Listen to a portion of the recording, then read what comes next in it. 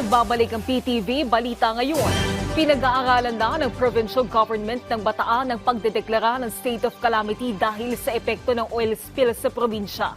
Sa pagtaya ng lokal na pamahalaan na aabot sa 11,000 mangingisda ang naapektuhan sa oras na lumalala ang sitwasyon sa ilang barangay sa Limay, hindi na ligtas paliguan at pangisdaan ang dagat. Kontaminado na kasi ito ng langis mula sa lumubog na oil tanker batay sa water quality test ng Department of Environment and Natural Resources o DENR. Samantala, puspusan pa rin ang operasyon ng Philippine Coast Guard upang makontain ang langis sa lumubog na barko. Sa ngayon, nasa 19 na pressure valves ang naisasara ng PCG.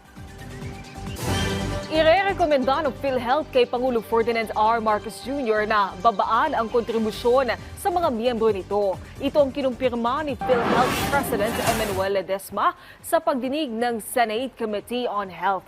Bago ito, sinita ng mga senador ang pagsasauli ng PhilHealth ng halos 90 billion pesos na hindi nagamit na subsidiya mula sa gobyerno.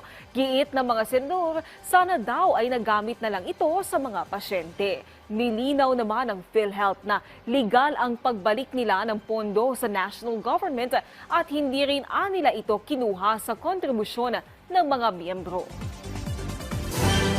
Samantala, alamin natin ang ibang balita mula kay Jay Lagang ng PTV Davao. Mayong adlaw, sa tingwa nga makabaton og maayong panlawas ug mahatagan og accessible nga healthcare services sa mga sakop sa kasundaluhan sa nasod. Usa ka memorandum of partnership ang gihingusgan sa 1st Infantry Division sa Philippine Army sa Zamboanga del Sur, kauban ang tulo ka mga medical facility sa Lanao del Norte nga mao ang Tagalongen Adona Polymedic Diagnostic Center, Andot Medical Clinic ug Asentista Hospital and Laboratory. Kinialang sa kalusugan kawal para sa bayan program sa Philippine Army nga makatabang sa mga sundalo nga mahimong sayo ng ilang pag-avail sa healthcare services. Nagtuo sumala pa ang Philippine Army nga kung dunay maayong panlawas ang mga sundalo, mas andam og hingpit ang ilang pakigbisog alang sa pagdepensa sa seguridad sa nasod batok sa mga dunay daotang tumong. Mamahimong prioridad sa mong programa ang paghatag og medical services sa mga sundalo, friends rescued o rebel returnee ingon man, CAFGO auxiliaries.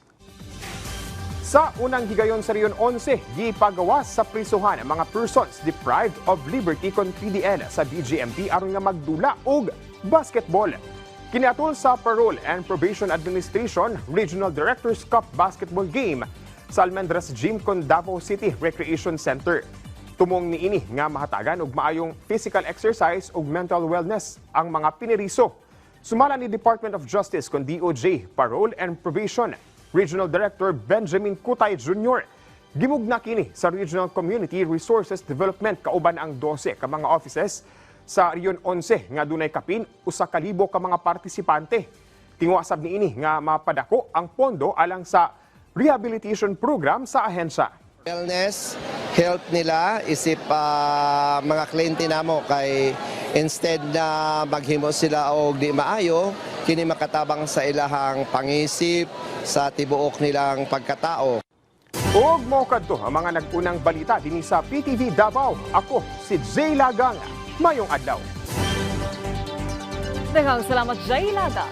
At yan ang mga balita sa oras na ito. Para sa iba pang update, i-follow at i-like kami sa aming social media sites at PTV PH. Ako po si Naomi Tiburcio para sa Pambansang TV sa Bagong Pilipinas.